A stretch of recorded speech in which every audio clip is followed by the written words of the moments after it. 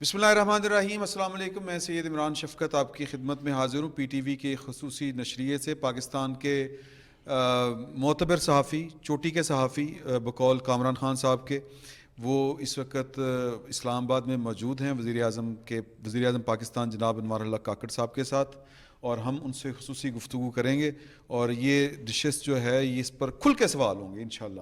وزیر اعظم صاحب بہت شکریہ آپ کا. بہت شکریہ. پرائم منسٹر صاحب، آپ کا جہاز کہتے ہیں کہ اچانک فرانس کو مڑ گیا کیونکہ آپ کو کھانا کسی خاص ریسٹورنٹ میں کھانا تھا. پھر کچھ لوگوں نے کہا کہ آپ سعودی عرب بھی کچھ زیادہ اسٹے آپ نے کیا. تو پہلے تو یہ بتائیں کہ جہاز آپ کا فرانس کیوں مڑا؟ واقعی کھانا کھانا تھا آپ نے کسی ریسٹورنٹ میں؟ بہت شکریہ.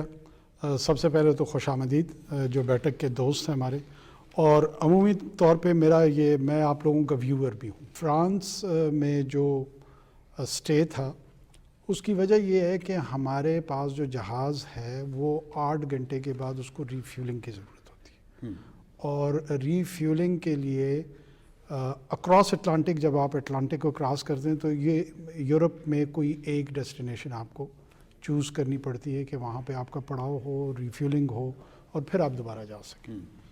تو یہ اس کا حصہ تھا. نہ اس میں کوئی فرمائشی دعوت یا کھانا، نہ ریسٹورنٹ، وہ مد نظر تھا اس فیصلے میں. بدقسمتی سے ہم ڈیجیٹل سپیس کے ایک ایسے دور میں رہ رہے ہیں جہاں پہ تہمت، اللہ نے اس کو بڑی سختی سے منع فرمایا. اس کا مطلب ہے کہ ڈیوائن جو انٹیسپیشن تھی اس قسم کی عادات و اطوار کے لیے، وہ صدیوں پہلے طے کر دی گئی تھی کہ انسان اس قسم کی ٹریٹس اپنائیں گے اور ایک دوسرے پہ بہتان اور تہمتیں باندھیں گے. لیکن بالعموم یہ ہمارے ایک سوشل بیہیویئر کا حصہ بنتا جا رہا ہے، اور اس کا میں شاید وکٹم ہوں، آپ وکٹم ہوں، کوئی اور صاحب وکٹم ہو. یہ ایک بڑی بیماری کی نشانی ہے. مجھے تو یہ موقع الحمدللہ آپ دوستوں کے ذریعے، دوسرے میڈیا کے ذریعے مل رہا ہے کہ میں اس کی کلیریفیکیشن کر پا رہا ہوں.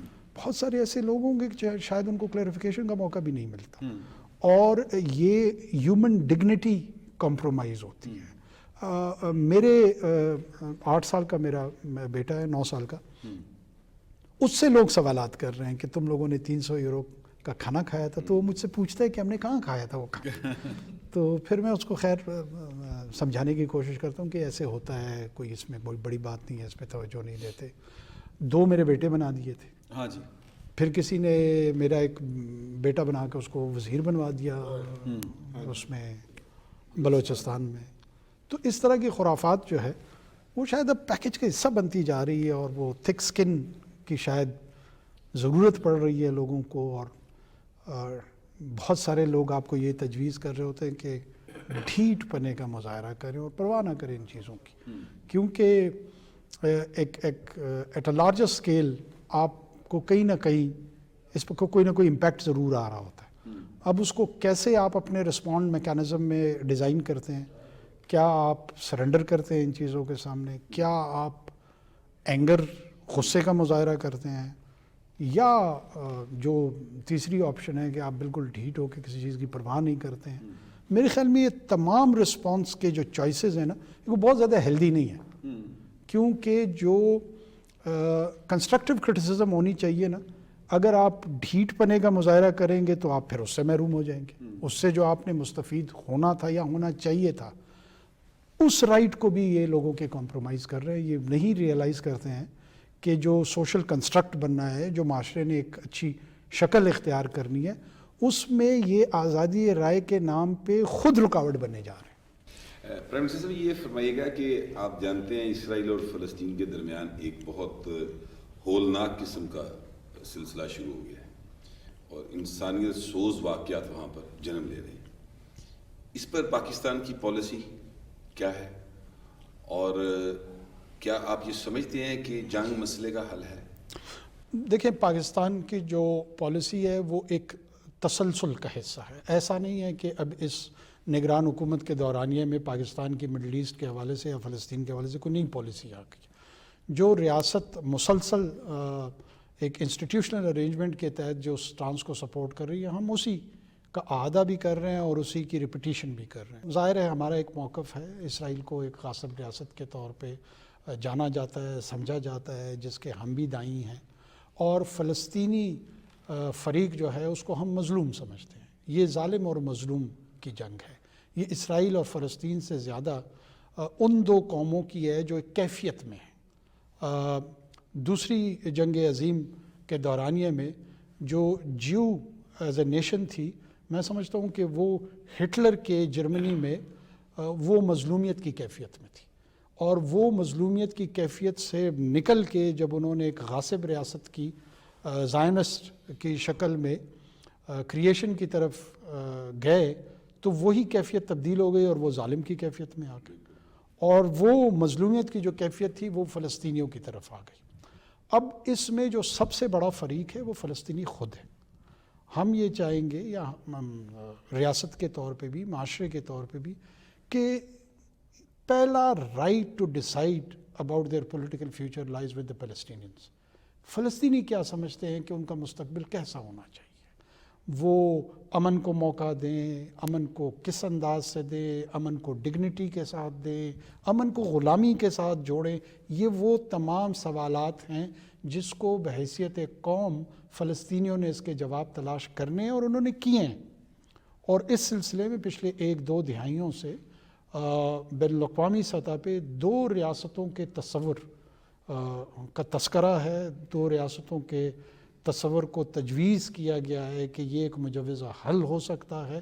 بدقسمتی سے اب بھی اسرائیل اس جو مذکورہ حل ہے اس سے ڈینائل میں ہے، وہ اس سے انکاری ہے، جس کی وجہ سے جو مڈل ایسٹ کی لارجر خرابیاں ہیں خصوصی طور پہ فلسطینیوں کے حوالے سے، وہ دن بدن مزید کمپلیکیٹ ہوتا جا رہا ہے. اور لارجر مسلم پاپولیشن میں جو ایک ریڈیکلائزیشن کا ایلیمنٹ ہے، یہ 2 مسائل ہیں، فلسطین اور کشمیر. وہ ہماری پاپولیشن کو ریڈیکلائز کرنے میں بہت ڈیپ کنٹریبیوشنز ہے اس کی. اور جہاں جہاں پر مذہب کو سیاست میں اس کو ایز اے ٹول استعمال کیا گیا ہے، اس میں ان دونوں واقعات کو بہت ڈیپلی جوڑا جاتا ہے. اور یہ لارجر گلوبل کمیونٹی کو جہاں پہ بھی وہ چاہتے ہیں کہ سویلائزیشنز ایک دوسرے کے ساتھ پیسفل کو ایگزسٹنس میں ہوں، اس میں ان دونوں مسائل کا حل جو ہے نا وہ ایک کلیدی اور بنیادی کردار رکھتا ہے. آپ نسبتاً کم عمر ہیں اور کیئر ٹیکر پرائم منسٹر ہیں، اور کیئر ٹیکر پرائم منسٹر کی حیثیت سے آپ you are supposed to be non partisan, آپ کسی سیاسی جماعت کے حامی یا مخالف نہیں ہیں. What about afterwards? آپ دوبارہ do you visualize your political career to continue will it be partisan? اور اس سینس میں کیا آپ کا یہ والا سٹنٹ ہے یہ جج نہیں کیا جائے گا؟ I am a political animal. اور جو آئیڈیا تھا کیئر ٹیکر کا کہ وہ ایک پولیٹیشین اس کو لیڈ کرے، وہ کویزائی یا سیمی انداز میں پائے تکمیل تک پہنچ رہا ہے. کیا اخلاقی طور پہ، قانونی طور پہ، آئینی طور پہ پوسٹ کیئر ٹیکر سٹنٹ مجھے اس بات کی اجازت ہے کہ میں کسی پولیٹیکل پلیٹ فارم سے، وہ کوئی ایگزسٹنگ سیاسی جماعت ہو سکتی ہے، کوئی نئی سیاسی جماعت ہو سکتی ہے، مجھے اس کی پارٹیسپیشن میں نہ کوئی اخلاقی قدغن نظر آ رہی ہے، نہ کوئی قانونی رکاوٹ نظر آ رہی ہے، نہ کوئی آئینی اس میں امپیڈمنٹ کو میں فورسی کر رہا ہوں. کیا مجھے کرنا چاہیے، نہیں کرنا چاہیے؟ میرے لیے بہت اسٹرانگ ٹیمپٹیشن ہوگی کہ میں اس کو ریزسٹ کروں اور نان پولیٹیکل رول اپنے لیے اپناؤں اور پالیٹکس کی پارٹیسپیٹری کردار جو اس کا ہے وہ نہ کروں. ڈیفینیٹلی میں اس ریٹائرمنٹ کے بعد بھی یا پارلیمان میں یا پارلیمان سے ہٹ کے سیاسی کردار میں اپنے لیے ضرور دیکھتا ہوں. ہو سکتا ہے میں کسی سیاسی جماعت کا عہدیدار ہوں، ضروری نہیں کہ میں پارلیمان کا رکن ہوں تو تبھی میرا کوئی سیاسی کردار ہوگا. میرے خیال میں تو پولیٹیکل اوپینین کو شیپ کرنا کسی بھی سیاستدان کی سب سے بڑی ذمہ داری ہے. میرا بطور سیاستدان میں یہ انویزج نہیں کرتا ہوں کہ میں اچھی سڑکیں بنواؤں یا اچھے اسپتال بنواؤں یا اچھے اسکول بنواؤں. یہ تمام کا تمام کام جو ہے نا، جو گورننس سٹرکچر ہے ریاست کا، وہ ان کو کرنا چاہیے. ہمارا پہلا کام یہ ہے کہ ہم پالیسی فارمولیشن پہ جائیں اور جو اوپینین میکنگ ہے سوسائٹی کے اندر اس میں ہم لیڈ رول ادا کریں. تو وہ کردار میں اپنے لیے ضرور انویزج کرتا ہوں کہ I'll be part and parcel of Pakistan's political system. مجھے آپ کا یہ جواب سن کے بہت خوشی اس لیے ہو رہی ہے کہ آج کل کہیں کہیں سے ہمیں ایک آواز آتی ہے کہ میں سیاست چھوڑ رہا ہوں یا سیاست چھوڑ رہی ہوں. میں سن کے اور پڑھ کے تھوڑا سا ہنستا بھی ہوں. کوئی ذمہ دار شہری سیاست چھوڑ نہیں سکتا. پارٹی چھوڑی جا سکتی ہے, علیحدگی اختیار کی جا سکتی ہے, سیاست تو فرض ہے شہری کا, وہ کیسے چھوڑا جا سکتا ہے؟ میں ایگری کرتا ہوں. جی رضی صاحب. پرائم منسٹر, ابلاغیات کا دور ہے. ابلاغ کے ایک عامل اور ایک استاد کے طور پہ میں یہ عرض کرنے لگا ہوں کہ جب ابلاغیات کی حرکیات میں تبدیلیاں ہو رہی ہیں تو اس کا جو رد عمل ہے ریاست کی طرف سے, اس کے اندر بھی جوہری تبدیلیاں نظر آنی چاہیے. دنیا میں نظر بھی آ رہی ہیں, ہمارے ہاں بھی آنا شروع ہو گئی ہیں, کچھ ہو جائیں گے. لیکن ایک ایشو بنایا گیا اور وہ ایشو یہ تھا کہ بجلی کے بل بہت آئے ہیں لوگوں کے, اور ابھی تک میرا خیال ہے کہ ابھی کچھ سال, ایک سال اور بھگتنا پڑے گا اس کو. فیول کی پرائسز انٹرنیشنلی بڑھانی تھیں ہم نے, لیکن اس حوالے سے ایک سپریڈ چلایا جاتا ہے, تھریڈ چلایا جاتا ہے کہ جناب حکومت فلاں کے ساتھ مذاکرات کر رہی ہے, بجلی کے بل کم ہونے جا رہے ہیں, نظر ثانی ہونے جا رہی ہے, یہ ہو جائے گا. Being a student of those issues, مجھے پتا تھا یہ نہیں ہو سکتا. اگر مجھے پتا ہے تو میرے سے بہت زیادہ پڑھے لکھے اور بہت زیادہ ذمہ دار لوگ بیٹھے ہوں گے. ایک فالس ہوپ کریٹ کی گئی, اس فالس ہوپ کا ببل بلاسٹ ہوا, مزید ڈس اپوائنٹمنٹ. آپ نہیں سمجھتے کہ اس طرح کی فالس ہوپ کے ڈیولپ ہونے سے پہلے ہی اس کو سوئی لگا دینی چاہیے تاکہ وہ ان ایکسپیکٹڈ نہ ہو؟ اور آخری بات کہ لوگ اب بھی توقع لگائے بیٹھے ہیں کہ آپ کو جادو کی چھڑی گھمائیں گے اور بجلی کے بل کم ہو جائیں گے, گیس کے بل زیادہ نہیں آئیں گے. بہت شکریہ. دیکھیں, فالس ہوپ کے حوالے سے تو میں اس بات کا خود قائل ہوں کہ کسی بھی سطح پہ اس کو کریٹ نہیں کرنا چاہیے, بالکل بھی نہیں کرنا چاہیے. نہ ریاست کو کرنا چاہیے, نہ معاشرے کو کرنا چاہیے. نہیں معاشرے کو فالس ایکسپیکٹیشنز رکھنی چاہیے. یہ دونوں بیلنس ہونے چاہیے. کیا ہم نے فالس ہوپ کریٹ کرنے کی کوشش کی؟ سب سے پہلے تو میں آپ کو یہ عرض کرتا چلوں کہ میری جو پہلی میٹنگ تھی نا as a care taker prime minister, that was about energy sector and the prices related to that. اس مخصوص بل میں اس وقت جون اور جولائی کی جو ایڈیشنل کاسٹ تھی وہ کنورٹ کرا دی گئی تھی اگست میں, جو کہ 7 روپے جون کی تھی اور 7 روپے جولائی کی تھی, اور 14 روپے پر یونٹ ہمیں اناؤنس کرنا پڑا یا بل بھیجنے پڑے اگست کے ماہ میں ایڈیشنل, جس کی وجہ سے ظاہر ہے وہ کافی ایسکلیٹ ہو گئے تھے. اب یہ کیوں کیا گیا, کس نے کیا؟ میں پہلے دن یا دوسرے دن ظاہر ہے ہم نے جب اس کو ڈائسیکٹ کرنا شروع کیا تو یہ انٹینشن ہماری تھی کہ ہم اس کو دیکھیں گے کہ اس کو کیسے ریشنلائز کیا جائے, اس کا کیا طریقہ کار ڈھونڈا جائے جس سے شاید یہ تاثر ابھرا کہ ہم ان کو کوئی امید دینا چاہ رہے ہیں. اچھا, ساتھ میں وہ کنڈیشنالٹیز کے ساتھ لنک تھا فنڈ کے ساتھ. فنڈ کے ساتھ بھی ہم نے نیگوشیٹ کیا, ہم نے ان سے بھی پوچھا.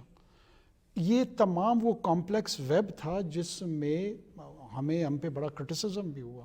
مجھے کچھ جگہوں پہ بے حس شخص کے طور پہ بھی لیتل کرٹیسزم ہوا, اور بڑے ذمہ دار جرنلسٹ اور آؤٹلیٹس جو تھیں انہوں نے مجھے مس کوٹ کیا. انہوں نے مجھے ایسی ہیڈ لائنز لگائیں جو کہ مس لیڈنگ تھی. جو بات میں نے نہیں کہی تھی وہ بھی مجھ سے منسوب کی گئی. لیکن میں نہیں سمجھتا ہوں, بلکہ ایک ذمہ دار اخبار کے ایڈیٹر سے میں نے بات کی تو انہوں نے کہا جی آپ وضاحت کر دیں کہ آپ نے یہ بات نہیں کی. میں نے کہا جی وضاحت میں اس بات کی کروں گا جہاں میرا جملہ یا لفظ غلط تناظر میں استعمال ہوا ہو تو میں اس کی وضاحت کر دوں گا. ایک بات میں نے کہی نہیں ہے, اس کی تردید آپ جاری کریں, میں کیوں کروں؟ یا تو وہ بات میں نے کہی ہو اور اس کا تاثر میرے جملے یا لفظ کی وجہ سے ایسا جا رہا ہو تو مجھے ضرور اس کی وضاحت کر دینی چاہیے, وہ میرا رائٹ ہے اور میری رسپانسبلٹی بھی ہے. لیکن آپ بہتان میرے سر جوڑتے ہیں, تہمت باندھتے ہیں اور مجھے کہتے ہیں میں وضاحت کروں. میں کیوں وضاحت کروں؟ کیونکہ آپ کی کریڈیبلٹی خراب ہو رہی ہے, آپ کا بہت بڑا نام جو ہے وہ شاید کمپرومائز ہو رہا ہے. تو بہرحال پھر آپ کو اتنی سینس آف رسپانسبلٹی دکھانی چاہیے. وہ گفتگو ہماری بے نتیجہ ختم ہوئی, لیکن میں جو عرض کر رہا ہوں وہ یہی کر رہا ہوں کہ یہ وہ ڈے ٹو ڈے مسائل ہوتے ہیں جہاں پہ بعض اوقات بالآخر آپ کو سچ ہی بولنا پڑتا ہے. اور ہم نے بولا ہے. سوال مجھ سے یہ کیا گیا تھا کہ کیا یہ سوشل انریسٹ کی جانب ہم جا رہے ہیں, کیونکہ پروجیکشن ایسے دی جا رہی تھی کہ اب بجلی کے بلوں کی وجہ سے پاکستان میں سول وار ہونے جا رہی ہے. میں نے سول وار کو ایڈریس کیا تھا, بجلی کے بلوں کے متعلق میری بات یا گفتگو نہیں تھی کہ نہیں جی سول وار کی کیفیت میں فورسی نہیں کر رہا ہوں. ہاں یہ ایک مسئلہ ہے, اور میں آنیسٹ ٹو گاڈ 2-2.5 سال پہلے ایک فلیٹ میں میری رہائش تھی, سرکاری فلیٹ میں, اور جب مجھے 1.5 لاکھ روپے بل دینا پڑا میرے ہوش ٹھکانے آ گئے تھے. میں نے کہا یار یہ میں کیسے پے کروں, اور یہ باقی لوگوں کی کیا حالت ہوگی. یہ مسائل ہمارے ہیں. اب جب انرجی سیکٹر کو ہم نے ڈائسیکٹ کرنا شروع کیا تو ہمیں پتہ لگا کہ ہم اس سرکولر ڈیٹ میں کیوں پھنسے ہوئے ہیں, ہمارے کیپیسٹی چارجز کا میں کیا ایشو ہے, اس میں ڈومیسٹک آئی پی پیز کا کیا رول ہے, اس میں فورن ڈائریکٹ انویسٹمنٹ کے تحت جو ہیں ان کا کیا کردار ہے, کن لوگوں نے اس وقت پولیٹیکل ایکسپیڈنسی کے تحت یہ معاہدات کیے. آپ نے یور انرجی ڈیفیشنس کنٹری, آپ نے بہت مہنگی انرجی جو ہے نا وہ جنریٹ کرنے کی طرف اس آپشن کو آپ نے ایکسرسائز کیا, اور پھر اس کو سبسیڈائز بھی کرتے ہیں, اور سبسڈی کے ساتھ اس کی جو ٹرانسمیشن میں تھیفٹ ہو رہی ہے وہ ایک علیحدہ چیلنج ہے. اور مجھے 8ویں دن تبرہ بھیجنا شروع کر دیا, میری حکومت میں آئے ہوئے شاید 9واں دن تھا یا 10واں دن تھا, اور اس میں آپ ہیڈ لائنز لگا رہے ہیں. تو کیا آپ یہ عوام کو درست انفارمیشن پہنچا رہے ہیں؟ میں ان تمام انڈیپینڈنٹ اداروں, اخبارات, جرائد اور جو جرنلسٹ ہیں, اگر آپ ان کو گراں نہ گزرے تو ان سے میں یہ سوال کرتا ہوں کہ کریں نا اس پہ انویسٹیگیٹو جرنلزم. کیوں مختلف ایسے لوگوں کے اوپر غالباً اشارات اور الزامات آئیں گے جو شاید وہ ان کے لیے بھی ذرا زیادہ مناسب نہ ہو, ان کے مزاج پہ گراں گزرے گا. یہ چوری والا مافیا جو ہے یہ تو اتنا خوفناک ہے کہ ایک ہماری بن گئی ہے ساؤتھ نارتھ کوریڈور بن گیا ہے تھر سے, دوسری کے قریب نہیں پھٹکنے دیا آپ نے. 2 بننی تھی نا دوسری کے.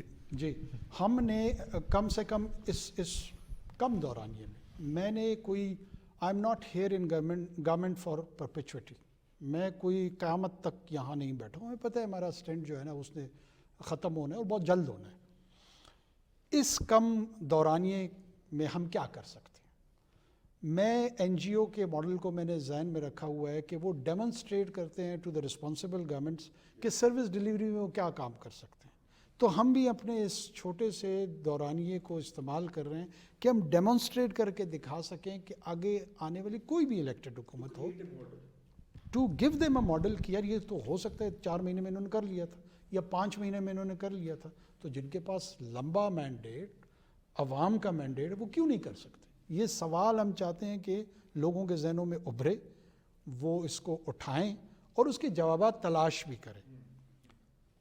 ہم نے اپنی ریکوری کو لگ بھگ کوئی 18 ارب روپے ہیں, یا میں فگر میں شاید غلط ہو رہا ہوں, نمبر آ رہا ہے, ہم نے یہ ریکوری کی ہے.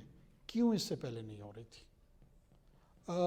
کیا یہ ریکوری جب آپ نہیں کرتے ہیں تو اس کی رسپانسبلٹی آپ ان لوگوں پہ شفٹ کر رہے ہوتے ہیں جو آلریڈی آپ کا بل پے کر رہے ہوتے ہیں, اور وہ ایڈیشنل کاسٹ ان پہ آ رہی ہوتی ہے. تو یہ مہنگائی کون کر رہا ہے؟ یہ میری ill گورننس, پور گورننس کا نتیجہ ہوتی ہے. جب میں یہ کام کرتا ہوں اس کا امپیکٹ یہ جو آپ کا کیمرہ مین ہے, یہ جو آپ کا دربان یہاں پہ کھڑا ہے, جو آپ کو چائے پلا رہا ہے, جو ریڑھی میں کیلے بیچ رہا ہے, ان سب پہ آ رہا ہے. اور یہ وہ طبقہ ہے جو اس بوجھ سے ہر مرتبہ پس رہا ہے. اور ایک پاکستان کی ایسی ایلیٹ ہے جس کو آپ اس یونٹ کو 67 کی بجائے 167 روپے پہ لا جائیں تو تب بھی ان کے پاس پیئنگ کیپیبلٹی موجود ہے. اب اس کو کیسے ہم ایڈریس کریں؟ اس کو آپ نے ایڈریس اسی طریقے سے کرنا ہے کہ جو ایڈمنسٹریٹو انٹرونشنز ہیں ایٹ لیسٹ وہ تو ہم ٹھیک کریں. صوبوں کے ذمے واجب الادا جو ان کے واجبات ہیں کوئی پے نہیں کر رہا. ایک گورنمنٹ آرگنائزیشن دوسرے گورنمنٹ آرگنائزیشن کو پے نہیں کر رہی ہے. ایک میس بنایا ہوا ہے. کیپیسٹی چارجز کے حوالے سے اسی طرح کے ایشو ہیں. سرکولر ڈیٹ میں دن بدن خوفناک حد تک اضافہ ہوا ہے. ساتھ میں اسمگلنگ. پاکستان کی نہ ڈیجیٹل سپیس محفوظ، نہ فزیکل سپیس محفوظ، نہ سوشل سپیس محفوظ، اور ہیں ہم ایک نیوکلیر ریاست. اب اس نیوکلیر ریاست وہ اپنے بارڈرز کو بھی پروٹیکٹ نہیں کر سکتی ہے. وہ سلک کا کپڑا بھی وہاں پہ آ سکتا ہے، ہیروئن بھی آ سکتی ہے، اسلحہ بھی آ سکتا، جو جس کے جی میں چیز آئے وہ لے کے آ رہے اور کوئی پوچھ گچھ نہیں ہے. اس کے لیے کیا آئین کی کوئی 22ویں ترمیم چاہیے تھی؟ اس کے لیے سویلین سپرمیسی کی تحریک چلانی تھی؟ اس لیے جیفرسونین ڈیموکریسی کا ماڈل لے کے آنا؟ کیا کرنا تھا؟ اس کے پیچھے ول شاید جو ہے وہ کچھ خاص لوگوں کی تھی ہے. دیکھیں اگر ہم یہ ہمیشہ دنیا میں ہوتا رہ رہا ہے، میرے خیال میں دوسرے نظاموں میں بھی موجود ہے کہ بہت سارے لوگ جو پولیٹیکل سسٹم کے ساتھ جڑے ہوئے ہوتے ہیں، جو ریاست کے کاروبار زندگی ان کے بھاگ دوڑ ان کے ہاتھ میں ہوتی ہے، ان کے کچھ کمرشل انٹرسٹ بھی ہوتے ہیں اور یہ کانفلکٹ آف انٹرسٹ کو ہی ریزالو کرنا ہوتا ہے. امریکہ جیسے ممالک میں اس انٹرسٹ کو لیجیٹمائز کیا گیا ہے اور آپ کو ڈکلیئر کرنا پڑتا ہے کہ جی لیٹ سے میں فارمیسی کی انڈسٹری کے لیے لابنگ کرتا ہوں، کوئی آٹو موبیلز کے لیے کرتا ہے، کوئی اسلحے کی انڈسٹری کے لیے کرتا ہے. ہمارے ہاں شاید بہت سارے انٹرسٹ گروپس جو ہیں وہ کنسیلڈ ہیں، وہ چھپے ہوئے ہیں، اور جب وہ آ جاتے ہیں گورننس سٹرکچر میں تو یہ اس کے امکانات ہوتے ہیں کہ وہ اپنے انٹرسٹ گروپ کے لیے ڈیسیجن میکنگ کر رہے ہوتے ہیں، لیکن اس کے اتنے ڈیپ امپلیکیشن سوسائٹی میں آ رہے ہیں اور ریاست کے مختلف طبقات پہ معاشرے کے آ رہے ہیں کہ ہمیں یہ آہستہ آہستہ ایگزسٹینشیل تھریٹ کی طرف لے کے جائیں گے. سوال سیاسی ہے جو گلی محلے میں پوچھا جا رہا ہے، وہ یہ ہے کہ الیکشنز کب ہوں گے. الیکشن کے اوپر اب سوالات اٹھنے شروع ہو گئے. مولانا فضل الرحمان صاحب نے 3 چیزیں بتائی ہیں کہ جی جنوری میں الیکشن نہیں ہو سکتے. سردی، KP کے اور بلوچستان کے علاقوں میں برف باری، دہشت گردی اور معیشت. کیا آپ بطور نگران وزیر اعظم آپ سمجھتے ہیں کہ یہ تینوں چیزیں الیکشن کے ڈیلے کی راہ میں رکاوٹ بن سکتی ہیں، یا پاکستان کی معیشت اتنی ڈوبی ہوئی ہے کہ الیکشن کی مکمل نہیں ہو سکتی؟ دوسرا اسی سوال کا دوسرا پارٹ کہ 2 سابق وزیر اعظم، ایک پاکستان آنا چاہتے ہیں، ایک جیل میں، ان دونوں کا آئندہ انتخابات میں آپ کیا فیوچر دیکھ رہے ہیں؟ دونوں حصہ لیں گے انتخابات میں؟ دیکھیں میں آپ کو ایک مولانا صاحب کی جو رائے ہے وہ ایک اہم مذہبی سیاسی جماعت کے رہنما ہیں، لیکن یہ ان کی رائے ہے. وہ کوئی نگران حکومت کی ترجمانی نہیں کر رہے، نہ میں ان کی ترجمانی کر رہا ہوں. ظاہر ہے وہ ان کی رائے کی اہمیت ہے، وہ یہ سمجھتے ہوں گے.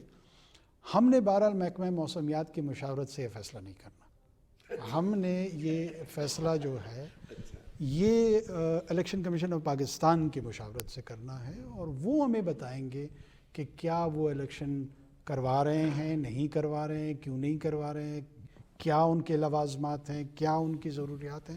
اور میری اپنی انڈرسٹینڈنگ یہ ہے کہ وہ اپنا آئینی کام بھرپور انداز میں کر رہے ہیں، اور جلد یا بدیر وہ ڈیٹ اناؤنسمنٹ کا مینڈیٹ چونکہ ان کے پاس ہے وہ اناؤنس کریں گے، اور ہمارے پارٹ پہ جو ہم نے اسسٹ کرنا ہوگا ہم کانسٹیٹیوشنلی کمیٹڈ ہیں کہ ہم اس کو پرووائڈ کریں. اور جیسے باقی پاکستان ان کا انتظار کر رہے ہیں ہم بھی کر رہے ہیں. باقی ہماری اتنی کمیونیکیشن اور ویجیلنس ہے، ہمیں پتہ ہے کہ وہ اپنی ایکسرسائز شب و روز کر رہے ہیں، اور اس کے نتیجے میں بہت جلد وہ اناؤنس کر دیں گے اور ہم آگے بڑھیں گے. معیشت اور دہشت گردی رکاوٹ؟ دیکھیں معیشت کے چیلنجز بھی ایسے نہیں ہیں کہ یہ اچانک بنے ہیں. معیشت کے اکنامک ووز یا یہ جو چیلنجز ہیں یہ بڑے ڈیپ روٹڈ ہیں، اور ہم کوشش کر رہے ہیں کہ ان کو ہم ایڈریس بھی کر سکیں. کیا ان کے لیے لانگ ٹرم پالیسیز کی ضرورت ہے؟ اس میں کوئی دو رائے نہیں ہے. یہ میں قطعاً اس حوالے سے نہیں کہہ رہا ہوں کہ خدا نخواستہ الیکشن کا التوا ہو یا کوئی اور ایسی بات ہو. میرا ووٹ اس الیکشن میں اسی جماعت کو میں دوں گا جس کے پاس اکنامک ریوائول پلان ہوگا. میں ووٹ کاسٹ کرنے انشاءاللہ ضرور جاؤں گا اور دوں گا اسی جماعت اور اسی شخصیت کو جس کے پاس یہ پلان ہوا. جس کے پاس یہ پلان نہیں ہے میرے خیال میں وہ عوام کے ساتھ بےایمانی کر رہا ہے. یہ میں بہت زیادہ کوئی سخت لفظ نہیں استعمال کرنا چاہ رہا تھا. مس لیڈنگ کر رہا ہے کیونکہ پاکستان کا بنیادی چیلنج ہے معاشی. اور یہ بہت کمپلیکیٹ ہوتا جا رہا ہے. یہ بھی چونکہ پرانا مسئلہ ہے. تسلسل اس کے لیے ضرور چاہیے, کنٹینیوٹی اس کے لیے ضرور چاہیے, اور اللہ کرے کہ پاکستان کی ڈفرینٹ پولیٹیکل فورسز جو ہیں, یہ میری دعا ہے.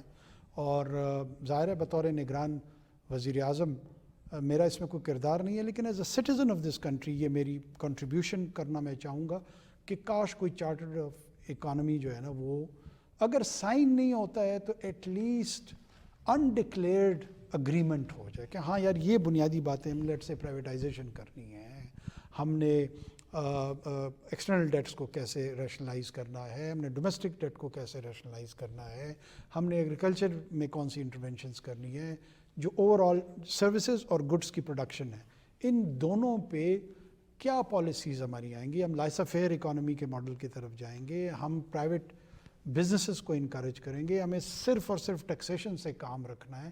یہ وہ بنیادی سوالات ہیں جو اگر اگری ہو جائیں تو وہ بہت پاکستان کے لیے بہتر ہوگا. دہشت گردی بھی دیکھیں, اس میں کوئی شک نہیں, 2 صوبے اس کا بہت زیادہ شکار ہیں, بلوچستان اور خیبر پختونخوا, اور جو باقی 2 صوبے ہیں الحمدللہ ان پہ ابھی تک اتنا زیادہ اثر نہیں آ رہا. اس سے جو پاکستان کی فیڈریشن ہے نا اس پہ بھی بڑے حملے ہوتے ہیں, اور بہت سارے لوگ چھوٹے صوبوں میں یہ تاثر رکھتے ہیں جیسے ان 2 صوبوں کے لیے تو دہشت گردی ہے, اور جو 2 صوبے ہیں وہ کیوں اس انداز میں ان پہ حملہ آور لوگ نہیں ہوتے. حالانکہ میں اس ویو سے بہت سختی کے ساتھ ڈس ایگری کرتا ہوں کہ یہ کوئی سوچی سمجھا منصوبہ نہیں ہے, کوئی ڈیزائن نہیں ہے. ظاہر ہے ہم چونکہ افغانستان سے منسلک ہیں, وہاں پر منسلک سے مراد جغرافیائی طور پہ منسلک ہیں, کانٹیگوس ہیں. اب اس کانٹیگوٹی کی جو آؤٹ کم ہے کہ پہلا امپیکٹ جو ہے نا وہ ہم پہ آتا ہے, یہ بدقسمتی ہے. اور وہ ابھی ایک ٹیررسٹ نے اگر وہاں سے سفر کرنا ہوگا تو پہلا ڈیسٹینیشن شہر کا اس کا کوئٹہ بن جاتا ہے, پشاور بن جاتا ہے. لیکن ریاست کی ذمہ داری ہے کہ اس کو رسپونڈ کرے, اس کو مینج کرے, اس کو کنٹرول کرے. ہمارے پاس ماضی میں بھی میں سمجھتا ہوں پاکستان نہ افغانستان بنا, پاکستان نہ عراق بنا, پاکستان الحمدللہ نہ سیریا بنا, نہ پاکستان ان ریاستوں میں سے بنا جو یا فیلڈ اسٹیٹ کی طرف گئیں یا ڈس فنکشنل اسٹیٹ کی طرف گئیں. پاکستان کو میں ابھی بھی ایک سکسیس سٹوری سمجھتا ہوں in terms of countering terrorism. ہم نے اس کی کاسٹ بڑی دی ہے, 90,000 لوگ ہمارے شہید ہوئے ہیں, کوئی $150 ارب کی بات کرتا ہے, کوئی $200 ارب کی بات کرتا ہے, انفراسٹرکچر کا ہمارا نقصان ہوا. لیکن آج بھی اللہ کے فضل سے ایک یونین کونسل کی ٹیریٹری کسی بھی ٹیررسٹ گروپ کے کنٹرول میں نہیں ہے. وہ as a non state actor hit and run کی پالیسی کی کیپیسٹی ان کی ہے. وہ آتے ہیں, وہ حملہ ہوتے ہیں, بھاگ جاتے ہیں, یا سوسائڈ بامبنگز کا ہمیں سامنا ہے. چترال ریسنٹلی وہاں پہ انہوں نے اسی انٹینشن کے ساتھ آئے تھے کہ ہم کوئی زمین اور ٹیریٹری کا کوئی حصہ جو ہے اس کو کنٹرول کر لیں گے, اس پہ قابض ہو جائیں گے, اور وہاں اس کو اپنا بیس کیمپ بنا کے ہم پھر ایکٹیویٹیز کریں گے. چند گھنٹوں کے اندر وہ اٹیک ریپیل ہوئے. تو یہ ایٹ لیسٹ پاکستان کو بہت بڑی, یعنی ISF, نیٹو اور امریکن پریزنس کے باوجود افغانستان کی بہت ساری ٹیریٹری فزیکل کنٹرول میں ان گروپس کے ہاتھ میں تھی. ہمارے کیس میں یہ نہیں ہے. تو یہ اس کو میں ایک بہت امپورٹنٹ انڈیکیشن سمجھتا ہوں کہ ہماری کاؤنٹر انسرجنسی کی پالیسیز جو تھیں وہ بہت بہتر رہی ہیں. یہ جو نان اسٹیٹ ایکٹر کی یہ کلنگ کیپیسٹی ہے, اس کو اب کیسے منیمائز کرنا ہے, اس کو ٹیکٹیکلی, اسٹریٹجیکلی ہماری فورسز ریوزٹ کرتی ہیں. And I am pretty much confident کہ انشاءاللہ جس قسم کی ڈٹرمنیشن مجھے یہاں نظر آتی ہے, کوئی سافٹ کارنر ان لوگوں کی طرف نظر ہمیں نہیں آتا. وقت تھوڑا سا لگے گا لیکن آخری بندے تک ہم ان کو پرسو کریں گے, چھوڑیں گے نہیں انشاءاللہ. انشاءاللہ. Faisal. Prime Minister Sahab, from hybrid government to a government which is synchronized, if I'm not wrong, آپ نے ریفرنس دیا تھا اس کا, آپ کے خیال میں جو آپ کو ابھی مدد مل رہی ہے جس میں اسمگلنگ سے لے کے ذخیرہ اندوزی سے لے کر کاؤنٹر انسرجنسی یا کاؤنٹر ٹیررزم سے لے کر بہت ساری مدد جو ہے آپ کو فوج سے آ رہی ہے, آپ کے خیال میں آپ کا جو گورنمنٹ ہے یہ ہائبرڈ ہے, سنکرونائزڈ ہے, اور آئندہ جو حکومت انتخابات کے نتیجے میں آئے گی اس میں آپ کس قسم کا رول پرسیو کرتے ہیں, جو ہمارے ملک میں ایک ہمیشہ سے سول اور ملٹری بیلنس کی بات کی جاتی ہے, کیونکہ اب آپ نے اتنا عرصہ گزارا ہے, آپ کو چیزوں کا بہتر اندازہ ہوگا. بس دیکھیں, میں آپ کو اپنی آنسٹ اسسمنٹ دینے کی کوشش کرتا ہوں کہ بنیادی طور پہ ریاست کا کردار کیا ہوتا ہے, ہمیں حکومت کی اور ریاست کی ضرورت کیوں محسوس ہوتی ہے.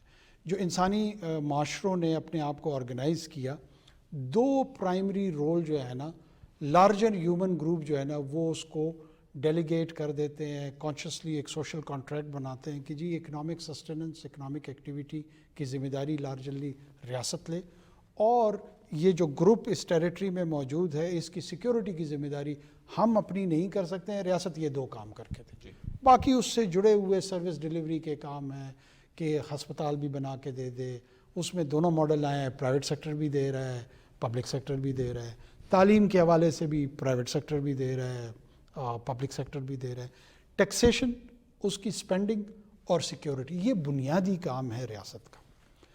اب اگر یہ بنیادی رول ہے, اس میں انسٹیٹیوشنل ارینجمنٹ, اگر آپ یورپ کی تاریخ دیکھ لیں اور میکس ویبر کی جو بیورو کا تصور تھا کہ نائٹ سے وہ پار شفٹ ہوئی ٹورڈز دا بیورو, اور بیوروز نے وہی کردار ایٹ دا بہیسٹ آف مونارکس ڈسپنسیشن اس کی شروع کی معاشرے کے اندر, اور اس میں 1 2 3 4 صدیاں لی اور یہ سیٹل ہوتی گئی.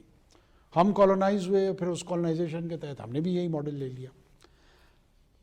Civil military imbalance, social political experiment Pakistan میں اگر کوئی اس کو ڈینائی کرتا ہے تو جھوٹ بول رہا ہے. ہمارے ہاں 3 انٹرونشنز ہوئی ہیں, 3 مرتبہ ٹیک اوورز ہوئے ہیں, انڈائریکٹ انفلوئنسز رہے ہیں. کیوں یہ سب کچھ ہوتا ہے؟ ایک گروہ اس کا دائی ہے کہ جی وہ ایک اصول کی بات کرتا ہے کہ معاشروں کو, ریاست کو سویلین سپرمیسی کے تحت چلنا چاہیے. اب جب آپ سویلین سپرمیسی کی بات کرتے ہیں تو آپ کو سپیریئر کانڈکٹ بھی آپ کا ہونا چاہیے نا. آپ انفیریئر کانڈکٹ کے ساتھ آپ سپیریئر ہو سکتے ہیں. آپ کا ویژن, آپ کی انٹیگریٹی, آپ کی سروس ڈیلیوری کی جو کیپیسٹی ہے یہ سپیریئر ہوگی تو آپ سپرمیسی اسٹیبلش کریں گے.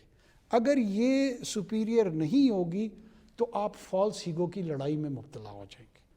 اور پاکستان میں یہ کئی مرتبہ اس طرح کے اٹیمپٹس ہوئے ہیں, مختلف سیاستدانوں نے کیے ہیں. یوں جب آپ کے پاس ایک اپروچ یہ ہے, یہ میری اصطلاح ہے, خود میں نے اختراع اس کی ہوئی ہے کہ 2 اپروچز ہیں. ایک ہے کہ آپ باقی انسٹیٹیوشنز کو you want to lead, and there is another approach that you want to conquer. Whenever we have tried to conquer them, we get defeated. کیونکہ آپ کے پاس وہ ٹولز نہیں ہیں. ایک طرف ایک آرگنائزڈ ڈسپلنڈ فورس موجود ہے, دوسری طرف پولیٹیکل پارٹی جس نے اس کو کانکر کرنا ہے اس کے پاس اپنا جو کیڈر ہے وہ بھی پورا نہیں ہے. لیڈ کرنے کے لیے آپ کو سپیریئر ہونا چاہیے in terms of vision, integrity and associated things. اچھا وہ ہو نہیں رہا جس کی وجہ سے ایک امبیلنس پیدا ہوا ہے. مثال کے طور پہ میں کئی انٹرویوز میں کہہ چکا ہوں, بٹاگرام میں 9 بچے پھنس گئے تھے اور وہ 9 کے 9 بچے جو تھے نا وہ ان کی جان کو خطرہ تھا. اب میری سول سپرمیسی کا جو اصول ہے اس کے تحت تو جو پی ڈی ایم اے ہے ان کو ریسکیو کرنا چاہیے تھا. پی ڈی ایم اے کو, جی, پروونشل ڈیزاسٹر مینجمنٹ اتھارٹی, ان کو کرنا چاہیے تھا. اب میرے پاس 2 آپشنز تھی. اب پی ڈی ایم اے کے پاس یہ کیپیسٹی نہیں ہے تو کیا کرتے, انتظار کرتے کہ بچے ڈوب جائیں, یا میں ہاٹ لائن اٹھاتا اور ایم او ڈائریکٹریٹ کو کہتا کہ جناب ہمارے بچے پھنسے ہوئے ہیں، رش کریں، پہنچے وہاں پر اینڈ ریسکیو دیم.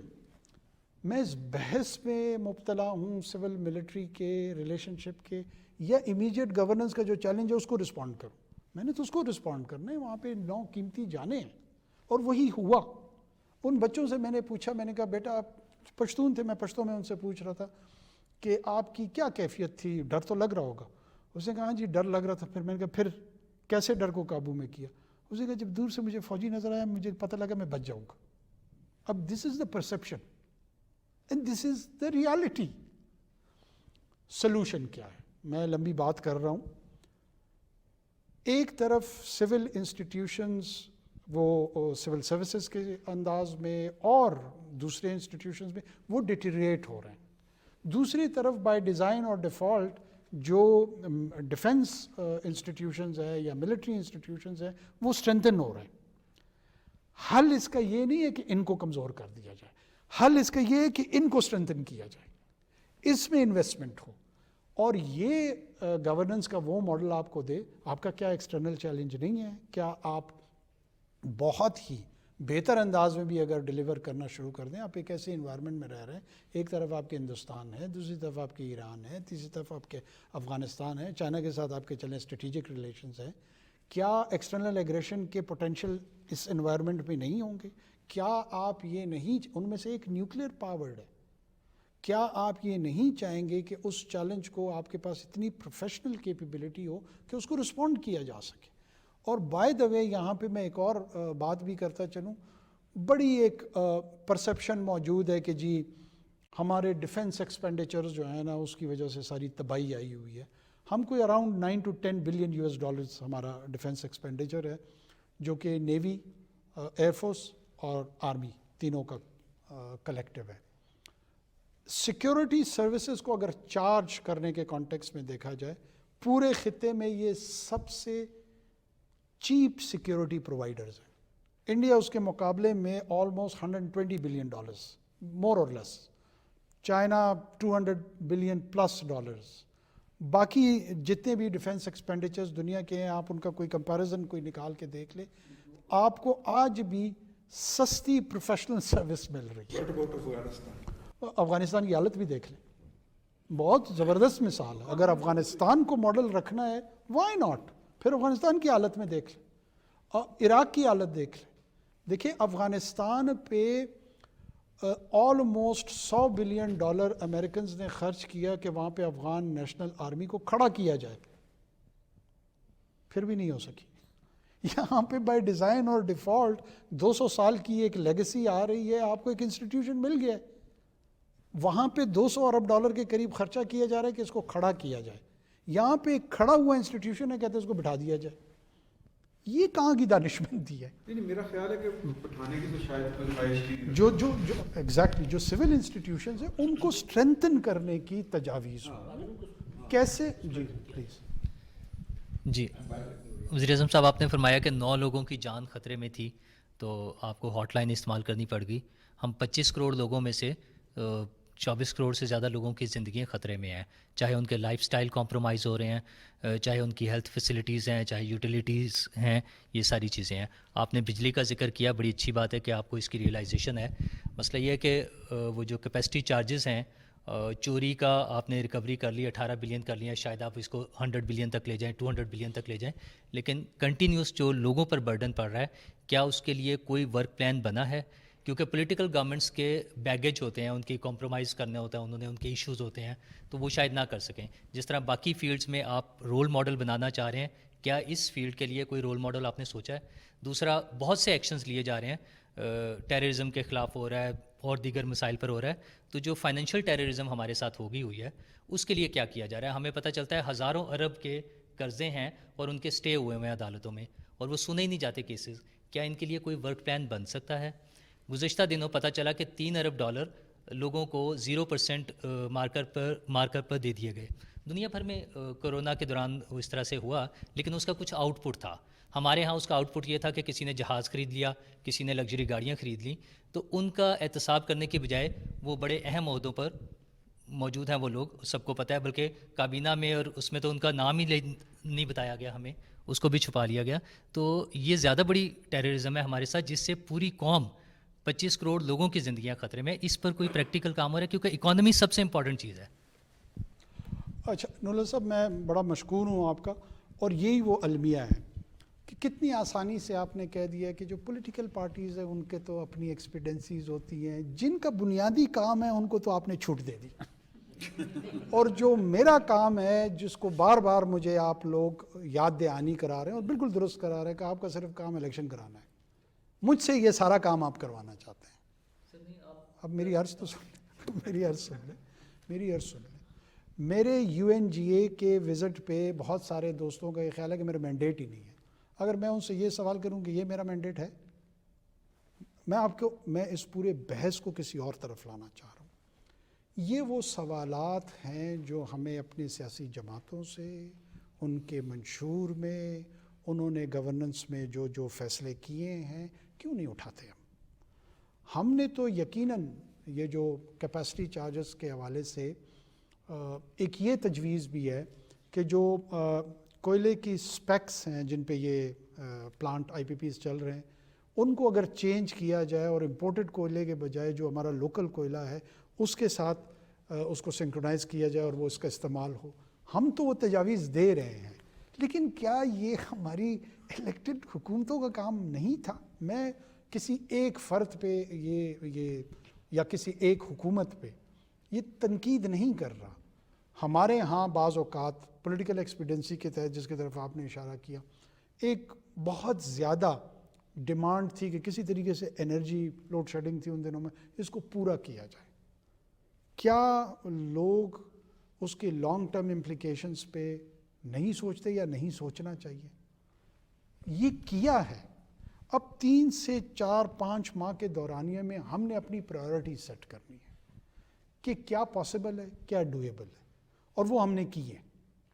جو ڈویبل ہے وہ ہم انشاءاللہ کریں گے, اور جو لانگ ٹرم میں اس کے متعلق ہم تجاویز چھوڑ کے جا رہے ہیں, کہیں پر ہم لیجسلیٹو ڈرافٹ کی طرف ہم نے لوگوں کو کیا ہے کہ جہاں جہاں قوانین کی آپ سمجھتے ہیں کہ ضرورت ہے وہاں قوانین کا ڈرافٹ بنا کے چھوڑ جائیں. پھر یہ ان کا کام ہے کہ وہ اس سے استفادہ کرتے ہیں یا نہیں کرتے ہیں.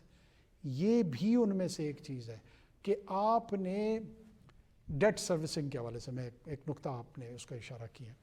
کیا قرض لینا ہمارے ہاں جس کو بھی میں دیکھوں وہ اس کی نکتہ چینی کر رہا ہوتا ہے. اتنا قرض لے لیا. امریکہ نے ہم سے 100 گنا زیادہ قرض لیا ہوا ہے. کیا فرق ہے اس میں اور ہم میں؟ ہم ڈوب رہے ہیں, وہ نہیں ڈوب رہا. کیوں؟ وہاں پہ جتنا بھی ڈیٹ ہے وہ پروڈکٹیو ہے, ہم نان پروڈکٹیو. میں V8 گاڑی خرید لیتا ہوں, میں جہاز جیٹ خرید لیتا ہوں, وہاں پہ مینوفیکچرنگ یونٹس لگ رہی ہیں جو کہ مزید پروڈکشن کر رہی ہے, اس کی ایکسپورٹس بڑھ رہی ہیں, سروسز پہ وہ اپنے ہیومن ریسورس سروس پہ انویسٹ کر رہے ہیں, ڈاکٹرز پیدا کر رہے ہیں, engineers, computer IT specialist, in services کے تحت جو ہے نا وہ ایکسپورٹ ہو رہی ہیں, اس سے وہ انکم جنریشن ان کی ہو رہی ہے. تو ایک پورا اکنامک سائیکل بنتا جا رہا ہے. اب ہمارے ہاں جیسے آپ نے ذکر کیا کہ $3 ارب لے کے جو ہے نا 0% پہ اپنے دوستوں کو, سپورٹرز کو. کون ہیں وہ, لوگوں کو پتہ تو ہونا چاہیے کون لوگ ہیں وہ. آپ انویسٹیگیٹو جرنلسٹ ہیں, آپ پتہ کرائیں نا. نہیں ہم تو نہیں آپ دیکھیں, آپ وزیر پرائم منسٹر صاحب, آپ بتائیں نا لوگوں کو. میں تو انکوائری پرائم منسٹر صاحب, آپ کے پروگرام میں تو نہیں بتاؤں گا. ایک آپ کے بارے میں اچھی بات جو مشاہدے میں آئی وہ یہ کہ اپنی گفتگو میں آپ کہیں کہیں کچھ امید کے جگنو چھوڑ دیتے ہیں کہ جس کو پکڑنا ہے پکڑ لے, جس کو نہیں پکڑنا ہے نا. مثلا ننکانہ میں آپ کی speech you used a couple of words which were very encouraging and hurting. اسی طرح آج آپ کے منہ سے ایک لفظ نکلا اور میں نے سوچا کہ میں آپ کو یاد دلا دوں. آپ کے منہ سے لفظ نکلا NGO. NGO پرائمرلی تو سول سوسائٹی ہے نا, صرف سروس ڈلیوری تو نہیں ہے, ایڈوکیسی بھی. اور وہ بنیادی طور پہ تو وہ لوگ ہیں جو سیاسی رائے دیتے ہیں without having political stakes. Electoral stakes نہیں ہوتے. ہم نے اس ملک میں ہیومن رائٹس کا نام لینے والی تنظیموں کو, ایک ادارہ ہے EAE economic affairs division, EAD, EADG उसकी मदद से हमने कुचल दिया है। आई डोंट केयर कि कितने हज़ार लोग उसमें जो है ना बेरोज़गार हुए हैं, लेकिन जो मेरे लिए तकलीफ दह बात है वो दो हैं। एक, दुनिया में तो हमारा जो उससे नुकसान हुआ हमारे तासुर का, हम जो सॉफ्ट इमेज बनाने निकले थे, उससे बड़ी बात यह है कि पसमानदा पछड़े हुए वो लोग जिनकी आवाज़ नहीं है, रिलीजियस माइनॉरिटीज़ हैं, औरतें हैं और अनगिनत ऐसे तबकात हैं, उनकी आवाज़ जो थी ख़त्म होगी। कैसे मुमकिन है कि सिविल सोसाइटी का पैराडाइम मौजूद ना हो और डेमोक्रेटिक पैराडाइम मुकम्मल हो जाए? अगर आप अज़राए कर मिस्टर देखिए, democracy is not an event, it's a process. अच्छा, उस प्रोसेस में दुनिया में ट्रांजिशनल डेमोक्रेसी पढ़ाई जा रही है। हम सेटल डेमोक्रेसी नहीं, हम ट्रांजिशनल डेमोक्रेसी। अच्छा, ट्रांजिशनल डेमोक्रेसी में मैं जगह जगह ये दो मिसालें देता हूँ कि एक है फ्रेंच रेवोल्यूशन का मॉडल कि जहाँ पे गैलेटॉन के नीचे सारे लोग आ जाएं और एक पूरी नोबेलिटी ख़त्म हो जाए और एक नई क्लास डेवलप हो जाए। दूसरा एक ग्लोरियस रेवोल्यूशन जिसमें जेम्स द सेकंड भागता हुआ गया और उसको ग्लोरियस इसीलिए कहा गया कि वो ब्लडलेस था। मैं पाकिस्तान के अगर मुझे रोल मॉडल लेना हो ना तो मैं ग्लोरियस रेवोल्यूशन की तरफ जाऊँ, मैं फ्रेंच रेवोल्यूशन की तरफ ना जाऊँ। अच्छा, वैसे भी उसके एंड जो है ना एक डिक्टेटरशिप पे, हाँ बिल्कुल बिल्कुल। हमने इवॉल्व करना है और इवॉल्व होते हुए जैसे किसी भी इन्फेंट की शेपिंग होती है, डिज़ाइन होता है, वो खुल के सामने आ रहा होता है। हमने बतौर रियासत और माशरा जो है ना उसी तरह एक शक्ल इख्तियार करनी है। Pakistan is not a finish product, Pakistan is an evolving product. कायदे आज़म की 11 अगस्त की तकरीर से अगर हम उसे शुरू करें तो इसकी तकमील अभी तक नहीं हुई है। उसी की नहीं हुई, 11 अगस्त ही की नहीं तकमील हुई। मैं यही अर्ज़ कर रहा हूँ कि तकमील नहीं हुई है। अब ये तकमील जो होने जाएगी वो कैसे होगी? उसमें स्टेट इंस्टीट्यूशंस भी कंट्रीब्यूट करेंगे, उसमें सिविल सोसाइटी भी कंट्रीब्यूट करेगी, पार्लिमान भी करेगा, इंटेलिजेंशिया भी करेगा। इंटेलिजेंशिया में डिवाइड होगी, कोई लिबरल अंदाज में जाएगा, कोई सेंटर ऑफ द राइट आएगा। पाकिस्तान उन खुशकिस्मत लोगों में से है जिसने अपने इब्तिदाई दिहाई में और मैं इस पे फ़ख्र महसूस करता हूँ कि एक तरफ सादत हसन मंटो पैदा किया है, दूसरी तरफ अबुल अला मौदूदी पैदा किया है। ये यूनियन में फैज साहब भी बैठते थे, मौदूदी साहब भी बैठते थे। मैं ये अर्ज़ करूँ, ये एक इतना खूबसूरत कंट्रास्ट बहुत कम खित्तों में शायद ऐसे एक्सट्रीम पोजीशंस रखने वाले जीनियसेस दोनों सूरतों में वो पाकिस्तान के नसीब में आए। पाकिस्तान में सियालकोट ने फैज़ अहमद फैज़ भी पैदा किया और मोहम्मद इकबाल भी पैदा किया उसी सियालकोट ने। वो पॉलिटिकल इंक्लिनेशन बिल्कुल ही एक मखसूस अंदाज में एक दूसरे की शायद ज़िद पर हैं, लेकिन जो मकाम है वो दोनों का इंतहाई मुमताज़ है।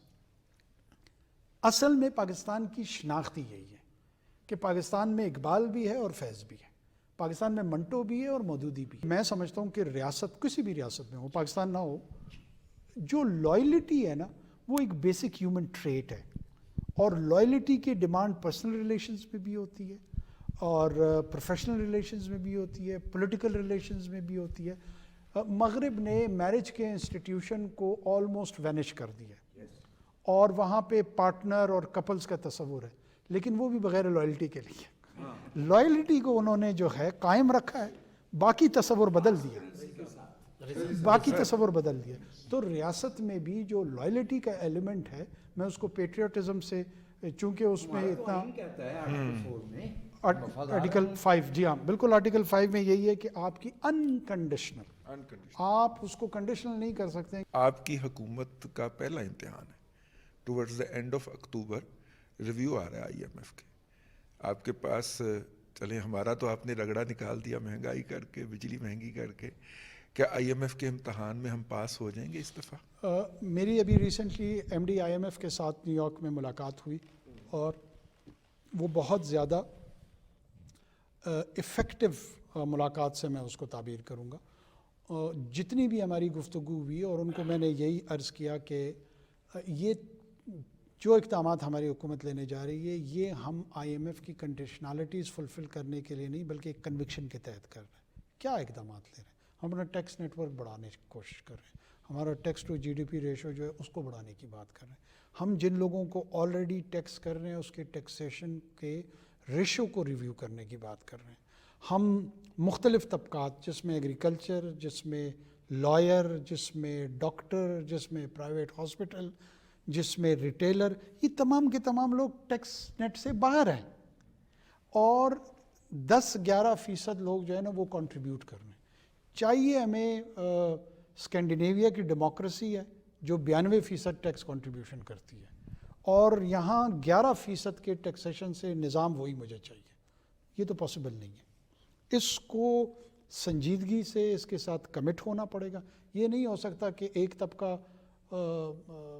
جو ہے ہڑتال پہ چلا جائے، شٹر ڈاؤن پہ چڑھا جائے اور ہم سرنڈر کرنا شروع کر دیں اور کہیں کہ نہیں یار اب تو اس نے میرے سپورٹ بیس رہنا ہے یا واٹ ایور ریزنس.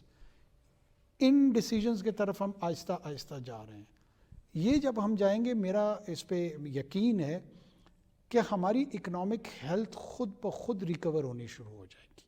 آپ کا ٹیکس نیٹ بڑھ جائے گا. آپ 7,000 ارب کے بجائے اگر 14,000 ارب روپے کلیکٹ کرنا شروع کر دیں گے، آپ کی جتنی بھی ڈسپنسیشن ہے اس میں ایک تو سینس آف اکاؤنٹیبلٹی بڑھنی چاہیے، لوگوں کی ویجیلنس بڑھے کہ میں کہاں پیسے لگا رہا ہوں، کیوں لگا رہا ہوں، اس کی ریشنالٹی کیا ہونی چاہیے. یہ تمام کا تمام پروسیس اس وقت بڑھے گا جب ہم سب اس میں پارٹیسپیشن اختیار کریں. آپ نے بڑے بڑے چیلنجز لیے ہیں افغان پناہ گزینوں کا یا غیر قانونی جو افغانی ہیں، ان کے متعلق ایک فیصلہ ہوا. اب اقوام متحدہ کی جو پناہ گزینوں کی ایجنسی ہے انہوں نے ایک تو اپیل بھی کی ہے پاکستان سے کہ جی ان کو واپس نہ بھیجیں. دوسرا یہ کہ ہم آپ کی مدد کرتے ہیں رجسٹریشن میں. کیا باضابطہ ان کا رابطہ ہوا ہے؟ اور دوسری بات یہ کہ کیا وہ پناہ گزینوں کا بوجھ شیئر کرنے کو تیار ہے فائنینشلی؟ دیکھیں، ایک تو ہم پناہ گزینوں کو بالکل بھی بے دخل نہیں کر رہے ہیں، یہ غلط فہمی دور ہونی چاہیے. ہم اللیگل ایلینس کی بات کر رہے ہیں جن کے پاس کوئی رائٹ نہیں ہے to be on our soil. نہ ان کے پاس پاسپورٹ ہے، نہ کوئی قانونی کاغذ ہے، اور وہ نہ ہمارے کسی ڈیٹا سسٹم میں ہے. کیا ان کی کرمنل پریزنس ہے، کیا ان کی سوشل پریزنس ہے، ہمیں پتہ نہیں ہے. سر سینکڑوں نہیں شاید ہزاروں ارب کی سبسڈی دی جاتی ہے ان سیکٹرز کو جو بہت امیر ہیں، ٹھیک ہے، جن میں فارماسوٹیکلز، جس میں ٹیکسٹائل ہے، بہت سارے شوگر والے. سر ان کو سبسڈی دی جا رہی ہے غریب آدمی کے ایکسپینس کے اوپر. اس کا کوئی چینج کریں گے آپ؟ میں مکمل ایگریمنٹ میں ہوں اور یہ ڈفرینٹ انٹرسٹ گروپ جو ہے نا وہ اپنے اپنے سیکٹر کو اس بنیاد پہ کہ کوئی ایکسپورٹ بڑھا رہا ہے، کوئی اور ریشنالٹی اس کے بیچ میں لے کر آتا ہے، اس پہ ہم کام کر رہے ہیں. میں اوپن ہو کے اس پہ کچھ نہیں کرنا چاہتا ہوں، لیکن یہ ہمارے فوکس میں ضرور ہے. آپ نے کہا کہ نواز شریف صاحب کو قانون کے مطابق ڈیل کیا جائے گا اور آپ کے انٹیریئر منسٹر نے کہا کہ جی آئیں گے تو پکڑا بھی جا سکتا ہے. اگر بیل نہیں لیتے تو جب آپ کہتے ہیں کہ قانون کے مطابق کریں گے تو قانون آپ کے اوپر رسپانسبلٹی کاسٹ کرتا ہے کہ فیوجیٹیو کو آپ گرفتار کریں. آپ میاں صاحب کو گرفتار کرنے جا رہے ہیں؟ دیکھیے، اگر آپ کا یہ خیال ہے کہ میں اسپیکولیٹو کوسچنس پہ اسپیکولیٹو آنسرز دوں گا تو میں بالکل بھی نہیں دوں گا. اور ایشو یہ ہے کہ we will cross the bridge when it comes. اگر کوئی ایسی سچویشن ہوگی تو ہم قانون کے مطابق فیصلہ کر لیں گے. یہ سر ویسے بھی بیل پہ ہیں. آپ کا ایک تو مجھے لگتا ہے شاید ووٹ دینے کا چانس نہ بنے کیونکہ پولیٹیکل پارٹیز نے کوئی وہ ایجنڈا نہیں دینا اکانومی کا. لیکن امپورٹس کے حوالے سے، امپورٹس اور ایکسپورٹس کے حوالے سے جب ہم بات کرتے ہیں، ہمارے ملک میں 10 لاکھ روپے کا موبائل تو آ جاتا ہے، لیکن جو چھوٹے چھوٹے سیٹس بنانے والی کمپنیز تھیں ان کو پارٹس نہیں مل سکے. اس وجہ سے پورے یونٹس بند ہو گئے ہیں. ان کی پیکیجنگ یہاں شروع ہوئی، اس کے لیے حکومت نے پابندی لگائی، یہاں پہ انڈسٹری ڈیولپ ہونی شروع ہوئی. اب ہم نے وہ ختم کر دی، پیکیجنگ پھر دوبارہ باہر سے آ گئی. یہ چھوٹے چھوٹے سے کام ہیں جو کیے جا سکتے ہیں. آپ کے پاس مینڈیٹ بہت زیادہ ہے، آپ نجکاری کر رہے ہیں، آپ آئی ایم ایف سے مل رہے ہیں، سارا کچھ کر رہے ہیں. تو ان حوالوں سے بھی کچھ ورکنگ ہو رہی ہے. اسٹیٹ بینک گورنر کے ساتھ اس پہ اسپیسیفکلی ہماری بات ہوئی ہے. وہ ایل سیز جو کہ مینوفیکچرنگ سے جڑی ہوئی ہیں اور بعد میں یا ڈومیسٹک کنزمپشن یا ایکسپورٹ، اس پہ تو سختی سے ہم نے کہا ہوا ہے کہ ان کو کسی صورت ان کی امپیڈمنٹ اور رکاوٹ ان کے لیے نہیں ہونی چاہیے. اگر کوئی انڈیویجول شکایت ہو تو مجھے بتائیے گا، وی ول لک انٹو دیٹ. جناب وزیر اعظم، آپ نے ہمیں وقت دیا اور ہماری توقع سے زیادہ ہمیں آپ کی طرف سے رسپانس ملا. بہت شکریہ.